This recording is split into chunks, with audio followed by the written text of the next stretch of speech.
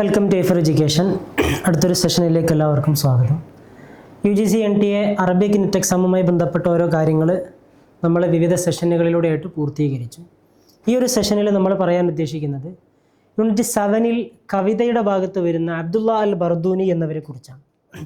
Unit 7-ലെ കവികളിൽ തന്നെ വളരെ പ്രധാനപ്പെട്ട പല ആളുകളെയും നമ്മൾ ചർച്ച ചെയ്തിട്ടുണ്ട്. അബ്ദുള്ള അൽ ബർദൂനിയാണ് ഈ ഒരു സെഷനിൽ നമ്മൾ പറയാൻ ഉദ്ദേശിക്കുന്നത്.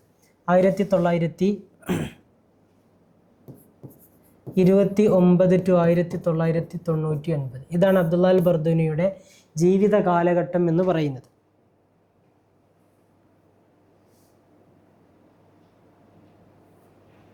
അദ്ദേഹം ജനിക്കുന്നത് ബർദൂൻ എന്ന് പറയുന്ന ഗ്രാമത്തിലാണ്. ബർദൂൻ സ്ഥിതി ചെയ്യുന്നത് യമനിലാണ്.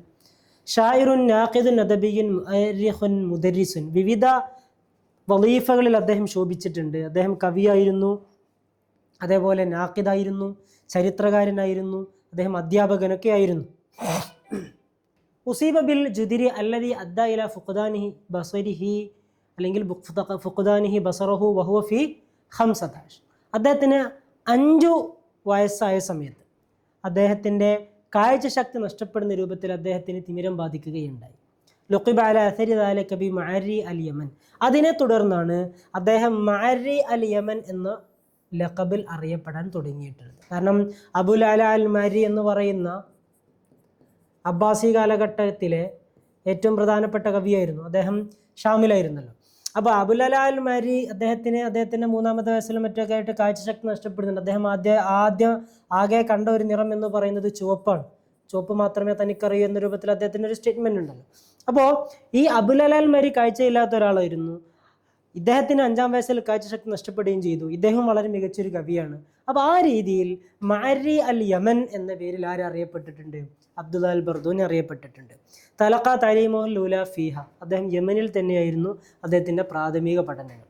ഇന്തഖല മഅ ഉസ്റതിഹി ഇലാ മദീനത്തി ദമ്മാർ, പിന്നീട് ദമ്മാർ എന്ന് പറയുന്ന പ്രദേശത്തേക്ക് അല്ലെങ്കിൽ ആ നഗരത്തിലേക്ക് കുടുംബത്തോടുകൂടി അവർ മാറി. വൽതഖബിൽ മദ്രസ ഷംസിയ സെയ്ദിയ അൽ മുദഹ, അദ്ദേഹം അവിടെ വെച്ചിട്ട് സെയ്ദിയ മദ്രസയിൽ അദ്ദേഹം ചേരുകയുണ്ടായി. ഇഹ്തിമാമു ബിശ്ശീരി വൽ അദബ്, കവിതയോടും സാഹിത്യത്തോടുമുള്ള അദ്ദേഹത്തിൻ്റെ താല്പര്യം എന്ന് പറയുന്നത് വഹുവ ഫി സാലിസ അൽ അശറ, 13-ാമത്തെ വയസ്സിൽ ആരംഭിക്കുന്നുണ്ട്. ഇൻതഖല ഇലാ സനഅ ഫി അവാസിത്തിൽ 20കളുടെ മധ്യത്തിലാണ് അദ്ദേഹം യമനിൻ്റെ ക്യാപിറ്റൽ എന്ന് പറയപ്പെടുന്ന സനഅയിലേക്ക് അദ്ദേഹം നീങ്ങുന്നത്.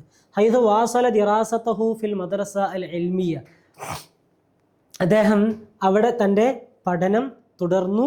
ഫിൽ മദ്രസത്തിൽ ഇൽമിയ, മദ്രസ ഇൽമിയയിൽ. ഈ യമനിപ്പോൾ ഒരു സ്ഥായിയായിട്ട് രൂപം എന്ന് പറയാനില്ല. യമനിപ്പോൾ അങ്ങനെ ചിതറിക്കെടുക്കുകയാണ്, 2 ഭാഗങ്ങളൊക്കെ ആയിട്ട് കിടക്കുകയാണ്. സന്നദ്ധ കേന്ദ്രീകരിച്ചും അതിനെ കേന്ദ്രീകരിച്ചൊക്കെ വേറെ ഭാഗങ്ങളായിട്ട് കിടക്കുകയാണ്. നാല ജായിസത്ത തഫവുഖ് അൽ ലുഗവി മിൻ ദാരിൽ ഉലൂം അശ്ശറഇയ്യ, ദാറുൽ ഉലൂം അശ്ശറഇയ്യയിൽ നിന്ന് അദ്ദേഹം ജായിസ അത്ത് തഫവുഖ് അൽ ലുഗവി, ഭാഷാപരമായിട്ടുള്ള ഒരു വിനിമയം അദ്ദേഹം കരസ്ഥമാക്കി. ഉദ്ഖില സിജ്ൻ ഫി അഹദിൽ ഇമാം അഹ്മദ് ബിൻ യഹ്യ ലിമുസാനദതിഹി സൗറത്ത് ദസ്തൂർ, 1948 ഭരണഘടനാ വിപ്ലവം സൗറത്തു ദസ്തൂർ, അതുമായുള്ള അദ്ദേഹത്തിൻ്റെ ബന്ധം നിമിത്തം ഇമാം അഹ്മദ് എന്നവരുടെ കാലത്ത് അദ്ദേഹം ജയിൽവാസം അനുഷ്ഠിച്ചിട്ടുണ്ട്. അപ്പോൾ അബ്ദുള്ള അൽ ബർദൂനി പൊളിറ്റിക്കലായിട്ടൊക്കെ ജീവിച്ച ഒരാളായതുകൊണ്ട് ജയിൽവാസം അനുഭവിക്കേണ്ടി വന്നിട്ടുണ്ട്. അദ്ദേഹത്തിൻ്റെ മരണം നടക്കുന്നത് സൻആ, ബർദൂൻ എന്ന് പറയുന്ന ഗ്രാമത്തിൽ അദ്ദേഹം ജനിച്ചു. പിന്നീട് അദ്ദേഹം സൻആയിലേക്ക് അദ്ദേഹത്തിൻ്റെ 20കളുടെ മധ്യത്തിലാണ് അദ്ദേഹം പോകുന്നത്. അദ്ദേഹത്തിൻ്റെ വഫാത്ത് സംഭവിക്കുന്നതും എവിടെയാണ്? സൻആ എന്ന് പറയുന്ന പ്രദേശത്ത് തന്നെയാണ്. കാന മുഅയ്യിദൻ ലിൽ ഹുക്ം അൽ ജംഹൂരിയ അലൽ മലക്കിയ, രാജ അതിനേക്കാളും റിപ്പബ്ലിക് ഗവേണൻസിന് കൂടുതൽ ശക്തി പകർന്ന ഒരാളായിരുന്നു അബ്ദുള്ള അൽ ബർദൂനി. അലബ അല ഖസായിദിഹി അർ റൊമാൻസിയ അൽ ഖൗമിയ, അദ്ദേഹത്തിൻ്റെ കവിതകളിൽ റൊമാൻറ്റിസിസമുണ്ട്.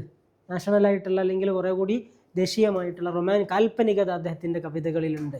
വൽ മൈലി ഇല സുഖ്രിയ വർ റസാ, അദ്ദേഹത്തിന് പരിഹാസാത്മകമായിട്ടുള്ള അത്തരം ഘടകങ്ങളോടുള്ള ഒരാഭിമുഖ്യം അദ്ദേഹത്തിൻ്റെ ഖസീദകളിൽ ഉണ്ട്.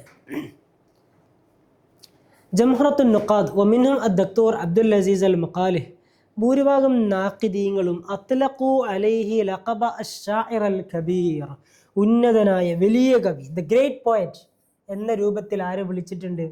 അബ്ദുള്ള അൽ ബർദൂനിയെ പറഞ്ഞിട്ടുണ്ട്.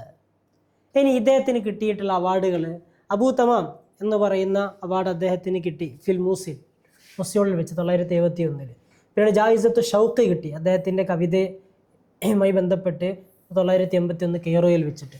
പിന്നീട് യുനെസ്കോയുടെ പുരസ്കാരം കിട്ടി അസ്ദറത്ത് അമലത്താൻ ഫിളിയ അലൈഹാ സൂറത്തുഹു, ഇദ്ദേഹത്തിൻ്റെ ഫോട്ടോ പതിച്ച വെള്ളി നാണയം പ്രസിദ്ധീകരിച്ചുകൊണ്ട് പുറത്തിറക്കിക്കൊണ്ട് യുനെസ്കോ ഇദ്ദേഹത്തിന് ഒരു ആദരവ് നൽകി 982.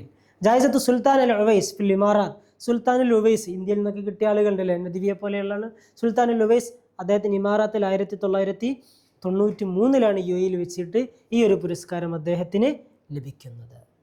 ഇനി ഇദ്ദേഹത്തിൻ്റെ വർക്കുകൾ, അദ്ദേഹത്തിന് 12 കവിതാ ദീവാനുകളുണ്ട്, സമാഹാരങ്ങൾ 12 ഉണ്ട്. 961 മുതൽ 994 വരെ എഴുതിയിട്ടുള്ളതാണ് അതിൽ പൊതുവെ.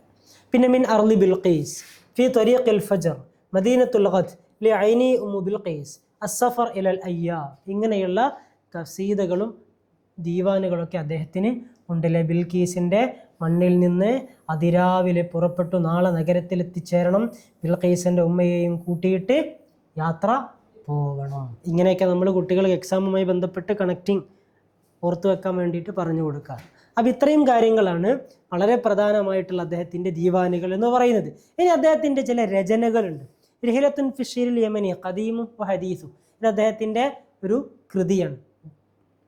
ഖലായ യമനിയ, ഫുനൂനുൽ അദബ് അശ്ശഅബി ഫിൽ യമൻ, അൽ യമനുൽ ജംഹൂരി, അസ്സഖാഫത്തു ശഅബിയ, തജാരിബ് വ അഖാവിൽ യമനിയ, അസ്സഖാഫ വസ്സൗറ.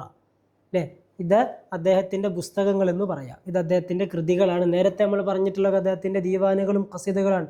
മിൻ അർളി ബിൽഖീസ്, മദീനത്തുൽ ഗദ് എന്നൊക്കെ പറഞ്ഞിട്ട് നമ്മൾ നേരത്തെ പരിചയപ്പെടുത്തിയിട്ടുള്ളത് അദ്ദേഹത്തിൻ്റെ ദീവാനുകളാണ് അല്ലെങ്കിൽ ഖസീദകളാണ്. ഓക്കെ, ഇത് അദ്ദേഹത്തിൻ്റെ പ്രോസ് ടൈപ്പ് രചനകളാണ്. ഇത്രയും കാര്യങ്ങളാണ് നമുക്ക് അബ്ദുള്ള അൽ ബർദൂവിനെ കുറിച്ച് പറയാനുള്ളത്. ചില സമയങ്ങളിലൊക്കെ പരീക്ഷയ്ക്ക് ചോദിക്കപ്പെട്ട ആളുകൂടിയാണ് ബർദൂൻ. Thank you.